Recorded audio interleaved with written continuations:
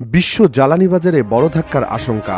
মধ্যপ্রাচ্যের সবচেয়ে গুরুত্বপূর্ণ সমুদ্রপথ হরমুজ প্রণালী বন্ধ করে দেওয়ার ঘোষণা দিয়েছে ইরানের শক্তিশালী সামরিক বাহিনী ইসলামিক রেভলিউশনারি গার্ড কর্পস বা আইআরজিসি। তাদের কঠোর হুঁশিয়ারি, এই পথ দিয়ে কোনো জাহাজ চলাচলের চেষ্টা করলে তা আগুনে পুড়িয়ে দেওয়া হবে। এই ঘোষণার পরপরই বিশ্ববাজারে তেলের দামে অস্থিরতা দেখা দিয়েছে। বিশ্লেষকরা বলছেন, পরিস্থিতি দীর্ঘায়িত হলে তা বৈশ্বিক অর্থনীতি, জ্বালানি নিরাপত্তা এবং শিপিং খাতের উপর বড় ধরনের চাপ তৈরি করতে পারে। সোমবার ইরানের রাষ্ট্রীয় গণমাধ্যমে আইআরজিসির জ্যেষ্ঠ উপদেষ্টা ইব্রাহিম জাব্বারি জানান, প্রণালীটি এখন থেকে বন্ধ। তিনি বলেন, বিপ্লবী গার্ড ও নৌবাহিনী যে কোনো জাহাজের বিরুদ্ধে কঠোর ব্যবস্থা নেবে যদি তা হরমুজ প্রণালী অতিক্রমের চেষ্টা করে। এই ঘোষণা আসে যুক্তরাষ্ট্র ও ইসরায়েলের সাম্প্রতিক যৌথ হামলার প্রেক্ষাপটে। তেহরানের দাবি, এই হামলায় ইরানের সর্বোচ্চ নেতা আয়াতুল্লাহ আলী খামেনি এবং শীর্ষ কর্মকর্তারা নিহত হয়েছেন। এর প্রতিশোধ হিসেবেই এমন কঠোর পদক্ষেপ নেওয়া হয়েছে বলে জানানো হয়।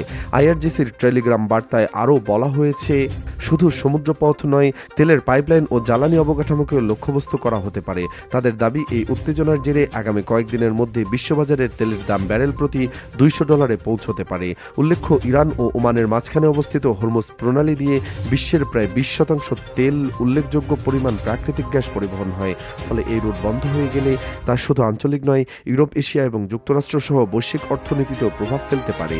শিপিং খরচ, জ্বালানির মূল্য এবং আমদানি রপ্তানি কার্যক্রমে অনিশ্চয়তা বাড়তে পারে।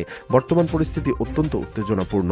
আন্তর্জাতিক সম্প্রদায় কূটনৈতিক সমাধানের আহ্বান জানালেও মধ্যপ্রাচ্যের এই সংকট কোন দিকে মোড় নেয়, সেটি এখন বিশ্ববাজারের জন্য সবচেয়ে বড় প্রশ্ন। তারিফ বিন জিহাদ, দেশ 24 লাইভ, ঢাকা।